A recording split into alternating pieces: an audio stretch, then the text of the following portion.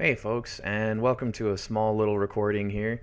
Here we are in Heroes of the Storm. This is post all those loot box openings that I did on in the previous videos. And we're just kind of messing around, just kind of trying out some of the different characters. Grinding a bit of the loot chests here. This is a versus CPUs, Adept. Because whenever it comes down to your, if you have enough, boosters and all that fun stuff, as I just get myself whacked a bunch, you can pretty much grind out a bunch of loot chests during the event, assuming that you're able to level up enough. Each time you level up, your overall level, not your hero level, you're going to end up getting at least one loot chest. So, assuming that you're able to kind of hop in here and get in during the event, you should be able to pull that off pretty easily. It's I've been really impressed with all the additional content and stuff that's come out for this game. I really enjoyed Dota. If you're a Dota person, if you're one of those people that was just really big into that back in the Warcraft 3 Frozen Thrones days, you'd definitely enjoy this. The only thing with it that's kind of a downfall, because it's a free-to-play game, is that you get heroes on free rotation, and you also get heroes that are kind of like you have to pay a certain amount for them and all that other stuff. So there are some downfalls, certainly. Like, I wouldn't say that it's perfect by any means, but I mean, it is, in my opinion, pretty cool. There we go. Really? This guy's gonna come here too? Man, oh man. So in this particular map, to kind of like make things a little more interesting than your regular Dota, what they did for this type of game, for this MOBA, that's what they call it, multiplayer online battle arenas, they've added a bunch of these different kind of situations and circumstances. So on this particular map, you're trying to get these shrines that you can claim the Dragon Knight here in the middle. I got frozen. So let's see if I can grab this before anybody hits me. Nope, didn't do it. So now I have to either wait for my allies to capture that one up there, or I should probably make my way up to try and help capture it. It's tricky with computers because they're not always consistent.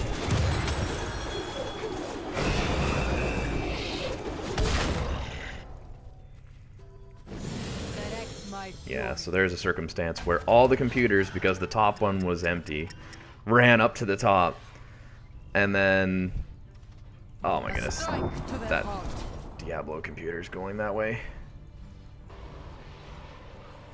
So yeah, it's one of those things where you are gonna get a lot of these kind of oddball circumstances. I might have just overstepped things a bit. Oh yeah, that's definitely not good.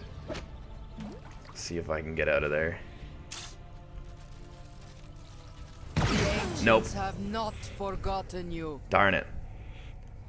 You will die, even on the PCs, I find. I mean, there are ways that you can obviously not overextend yourself. I have a tendency to do that because I'm not exactly the most pro at this game at this stage. But it's one of those things where it's just, whenever you're playing like this, it's kind of just quick, easy, fun, pick up. The other reason why I've kind of moved over to playing a little bit, at least during the event, a little bit more of the player versus computer, and maybe at some point I'll get one of my friends in and we'll do some co-op stuff and things like that, is that the biggest challenge I find in the actual online modes is that you're always fighting for people's internet connections. So there's still occasionally the issue, which they do a really good job of it. If someone gets dropped, they get replaced by a computer, and the computer will kind of try and match as best as possible to the skill level that that person was playing at, it seems. Because I've noticed that, like, if someone gets dropped and they're not really participating much, the computer seems to be kind of meh. But then whenever you end up with one that's where the computer takes over from someone who was actually really good that just dropped and you're just really sad about it, they tend to be a little bit more realistic as to how well they do or don't do in a match. That said, it's not bang on perfect, obviously, so you do get a lot of circumstances where losing a player can essentially mean the end of a match, which sucks, but that's just kind of the way it goes. Like and that's pretty much with any online game. Whenever you're on teams, if you lose teammates, it's always very tricky. So just keep in mind that that's something that could be, depending on how good your internet is and how good everyone else's internet is. I've dropped a few times. I've had that happen on me. It's something that we see whenever I'm actually on Twitch doing my streams and stuff. Occasionally I'll have the internet kind of conk out on me. Just the unfortunate happenstance of how things are. So assuming that you can kind of push your way through it,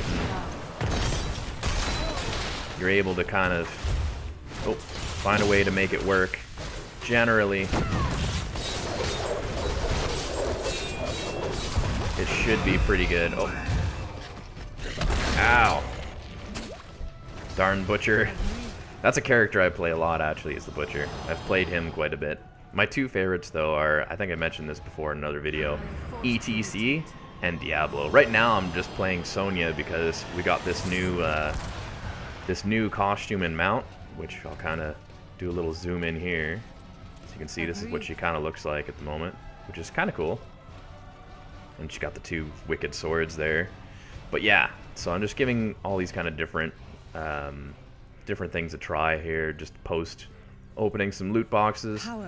But yeah, this game is, I would definitely recommend it for people that have the ability to get a team. If you've ever watched Giant Bomb, the website, the gaming website, Brad Shoemaker, he used to do like a pickup Dota with a bunch of different friends and different people that he knew, and that video series kind of gives you a taste as to how you can coordinate better, how things can go a little better whenever you have, you know, a bunch of your buddies or a bunch of friends, girls, guys, whatever, that are out there just really putting the effort into the match. If you're just kind of trying to do scrub pickup, it does seem to be a bit more of a challenge to get a victory in. And of course, with the connection issues that tend to occur there tends to be some not so fun times. I think Azmodan's going to end up getting the Dragon Knight, even though I'd kind of like to have it.